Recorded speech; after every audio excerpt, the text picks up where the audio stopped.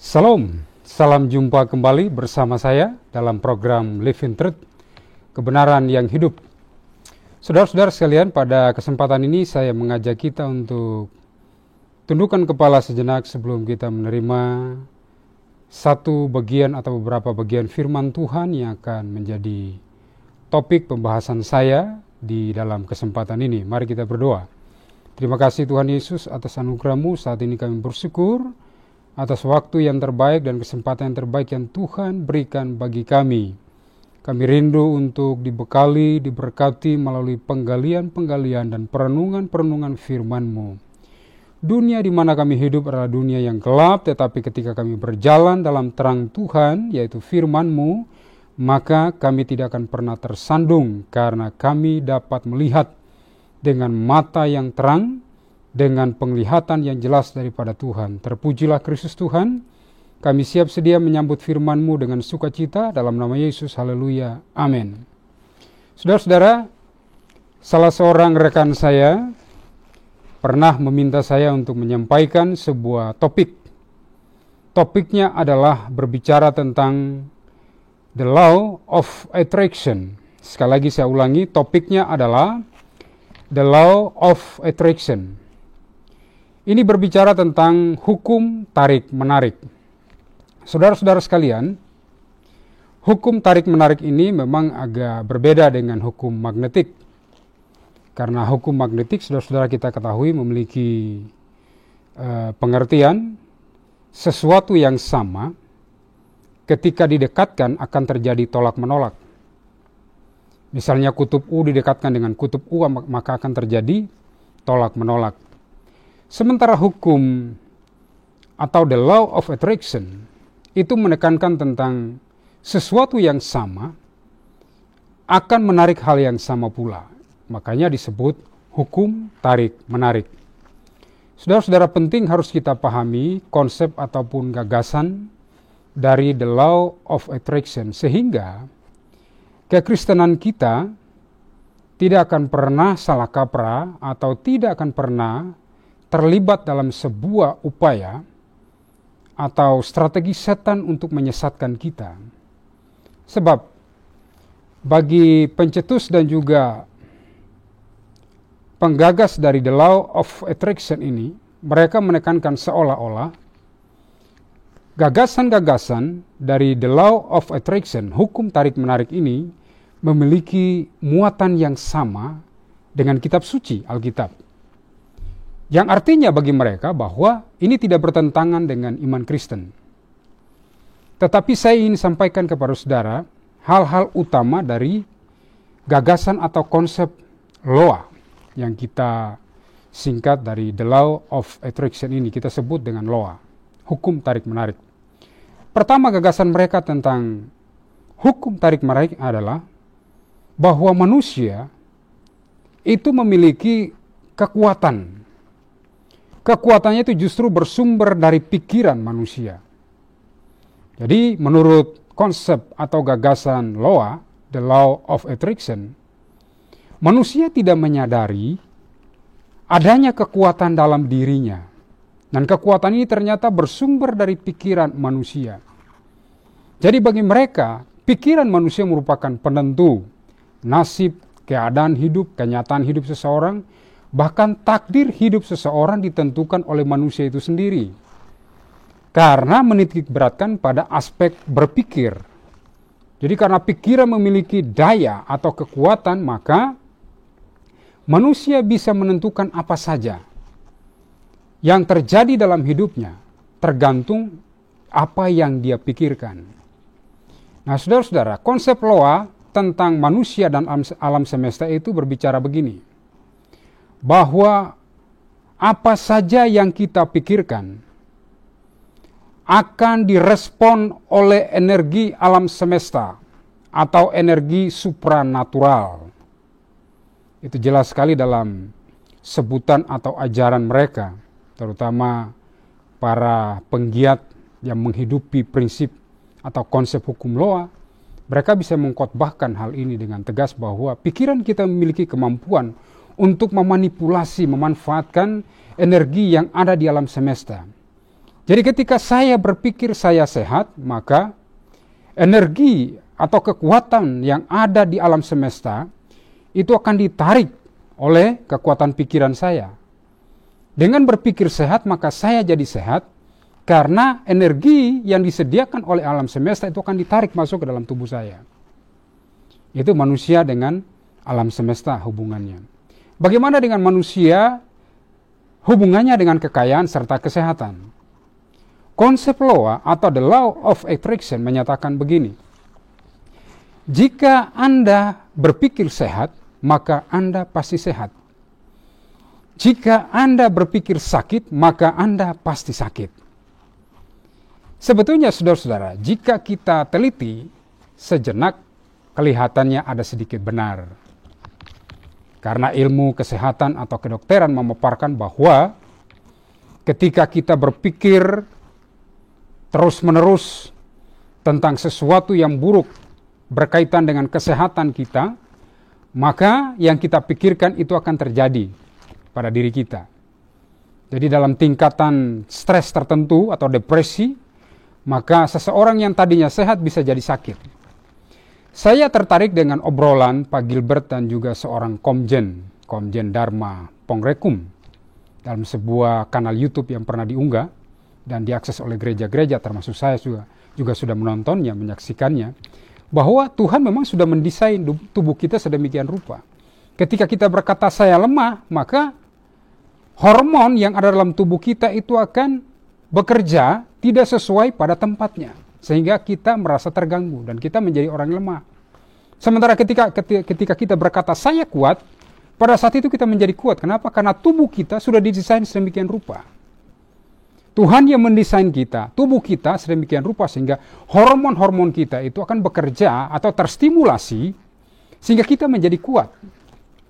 Saya tidak memahami sejauh mana konsep law ini, bagaimana mereka bisa mengadopsi bahwa ketika saya berkata saya sehat, maka ada energi kesehatan di luar diri saya ditarik masuk ke dalam tubuh saya. Ini harus diselidiki secara seksama, apakah memang benar seperti itu atau tidak. Kemudian yang berikut, masalah kekayaan. Konsep law menyatakan seperti ini. Jika Anda berpikir Anda adalah seorang milioner, maka Anda pasti jadi seorang milioner. Jadi ketika saya berpikir saya menjadi orang kaya, orang yang banyak duit, maka pikiran saya akan terus-menerus terfokus pada kekayaan. Dan upaya saya untuk menjadi seorang milioner itu bukanlah sesuatu yang penting, yang harus saya geluti. Bagi mereka, saya harus terus-menerus memikirkan, saya akan jadi seorang milioner. Saya harus fokus ke sana. Dan ini sudah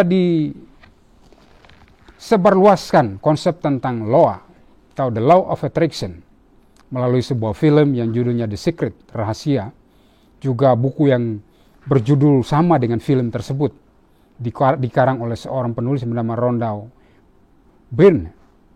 Dia menyatakan seperti itu, bahwa ketika seseorang berpikir dia menjadi seorang milioner, maka dia akan jadi milioner. Terus ada yang bertanya, bagaimana saya sudah berpikir menjadi seorang milioner kemudian faktanya tidak pernah terjadi? Dia berkata, karena walaupun Anda memikirkan Anda seorang milioner, tapi kalau Anda tidak fokus terus-menerus menjadi seorang milioner, maka hal itu tidak akan pernah terjadi.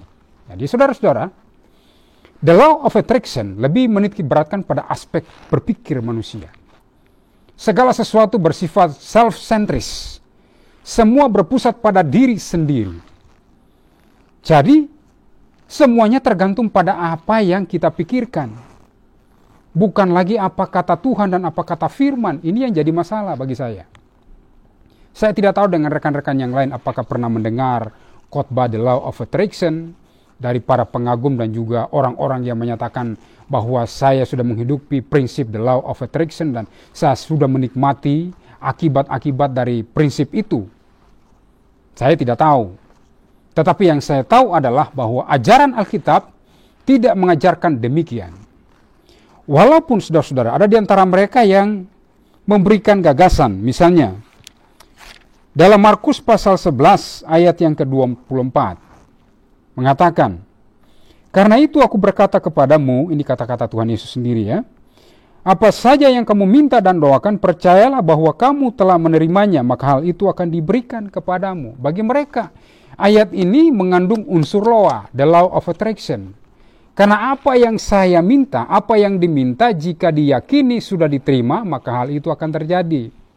Mari kita lihat konteks ayat ini. Kenapa Tuhan Yesus berkata, apa saja yang kamu minta dan doakan, percayalah bahwa hal itu kamu telah menerimanya, maka hal itu akan diberikan kepadamu.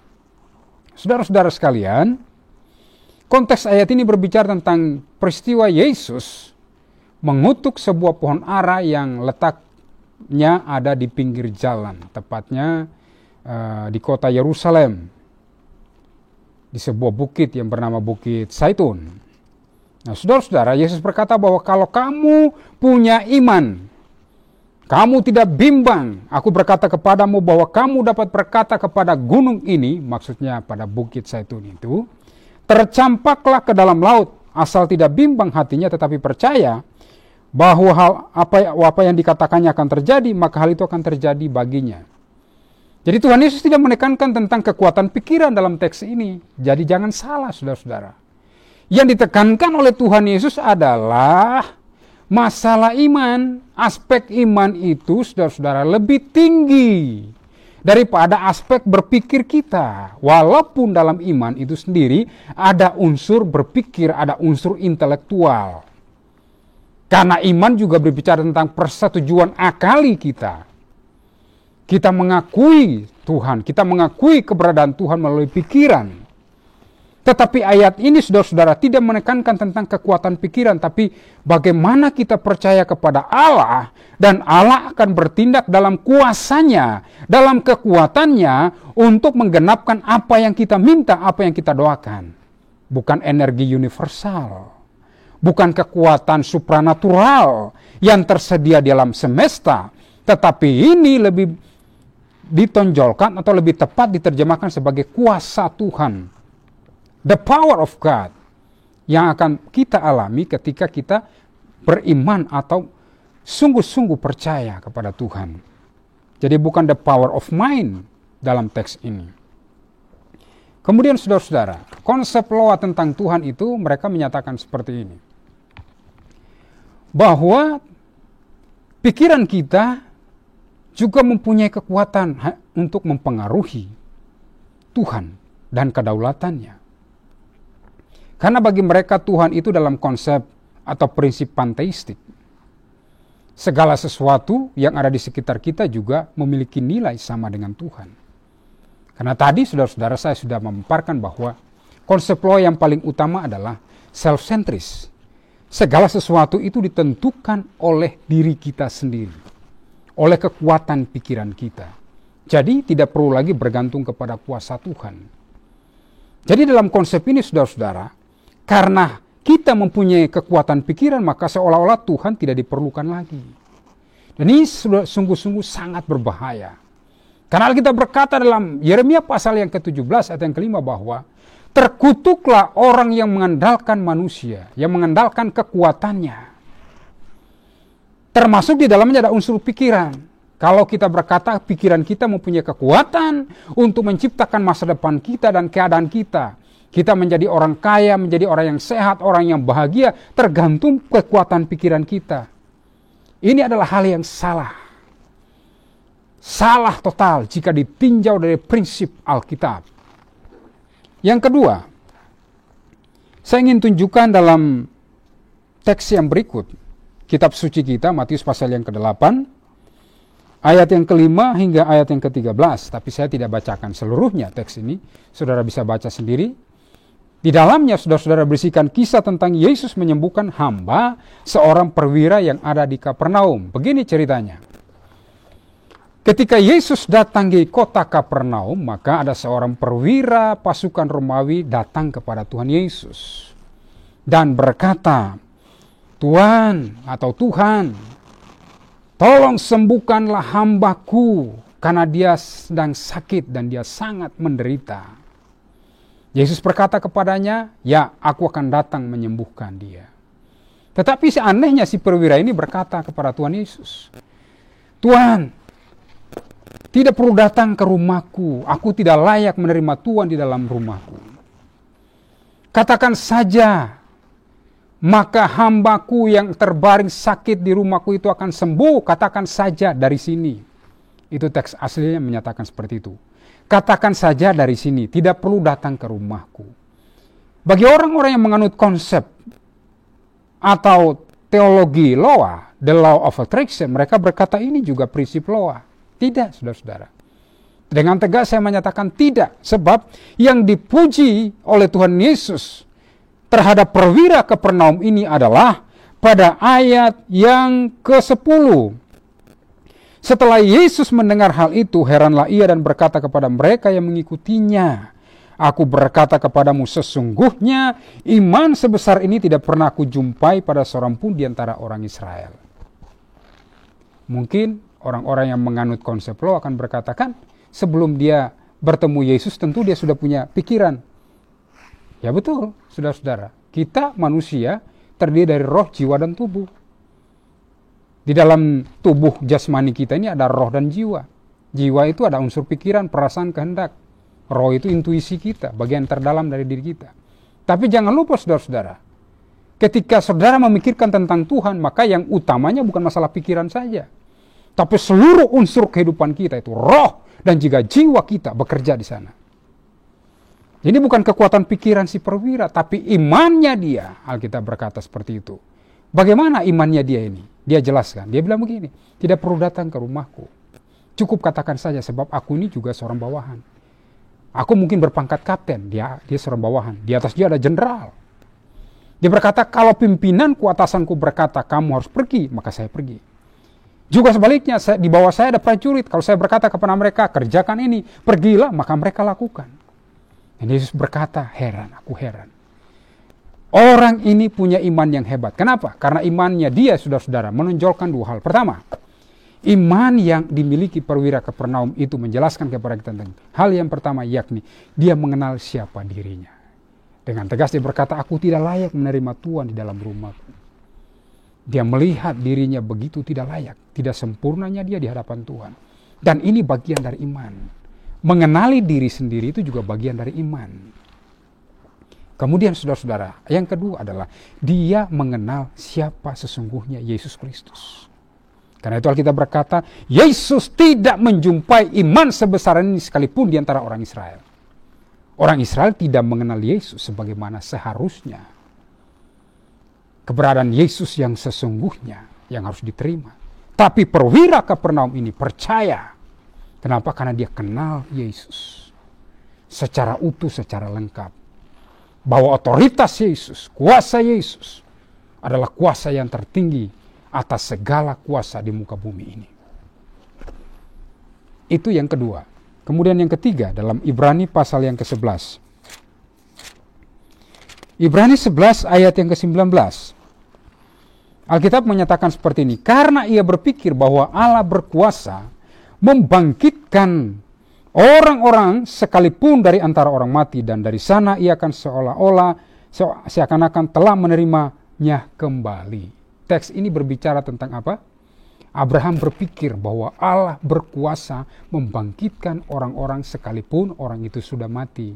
Ini ceritanya ketika Tuhan memerintahkan Abraham mempersembahkan Ishak sebagai korban bakaran di atas gunung Moria. Sudah tahu berapa lama Abraham berjalan dari rumahnya menuju tempat yang dituju, yaitu Bukit Moria, selama 3 hari. Dan selama perjalanan itu, saudara-saudara, terjadi peperangan di wilayah pikirannya Abraham. Tapi akhirnya pikiran Abraham tunduk di bawah kuasa dan otoritas imannya dia. Sebab pada ayat yang ke-17 berkata, karena iman, maka Abraham, tatkala ia dicoba mempersembahkan Ishak, ia yang telah menerima janji itu rela mempersembahkan anaknya yang tunggal.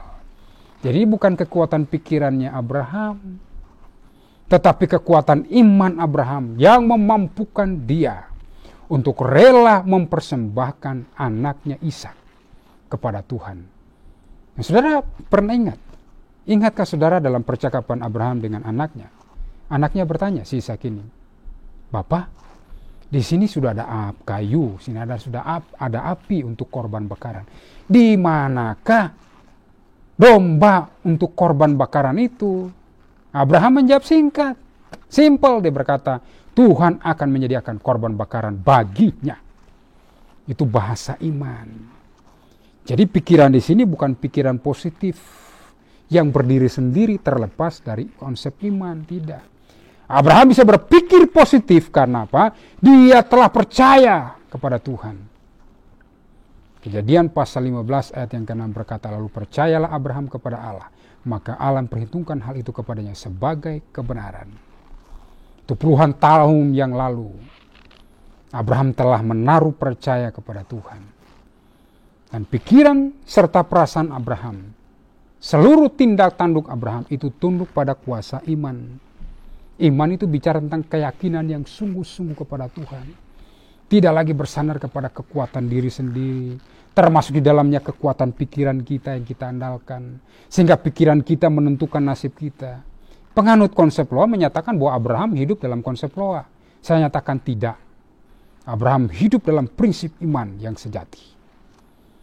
Saudara-saudara, ini yang dapat saya sampaikan tentang bagaimana kita memahami prinsip the law of attraction menurut pandangan Alkitab. Jadi harus ditolak secara tegas karena tidak sesuai dengan prinsip Alkitab. Kenapa? Karena mereka tidak mengakui kedaulatan Tuhan untuk mengatur kehidupan kita.